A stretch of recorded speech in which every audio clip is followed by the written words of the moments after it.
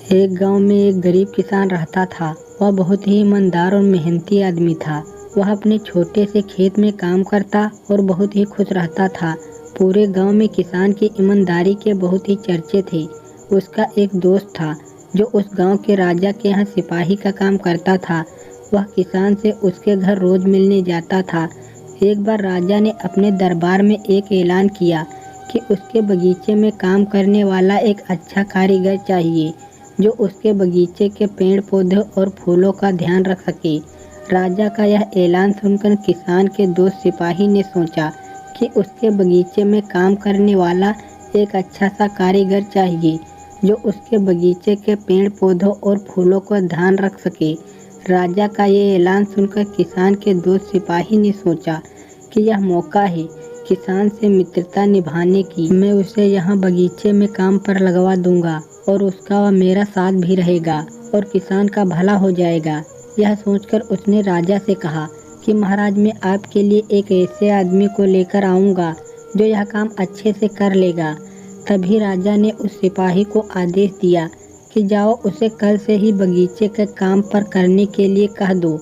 उसी वक्त वो सिपाही अपने दोस्त किसान के पास पहुंच गया और उसने किसान को बगीचे के काम की सारी बात बता दी और किसान ने भी काम करने के लिए खुशी खुशी हाँ कर दिया और अगले ही दिन अपने दोस्त के साथ राजमहल पहुंच गया। सिपाही उसे राजा के सामने लेकर गया और राजा ने उस किसान को बगीचे की पूरी देखभाल का काम सौंप दिया और कहा कि तुम अगर पूरी ईमानदारी के साथ काम करोगे तो तुम्हें 50 सोने की मुद्राएं हर महीने दूंगा। किसान खुशी खुशी बगीचे में काम करने के लिए हाँ कर देता है और वह उसी वक्त से बगीचे में काम करने लगा। किसान बगीचे में बहुत दिल लगाकर काम कर रहा था। कुछ दिन बीत गए। किसान ने बगीचे को बहुत सुंदर व हरा भरा बना दिया। राजा को उसका काम बहुत पसंद आया।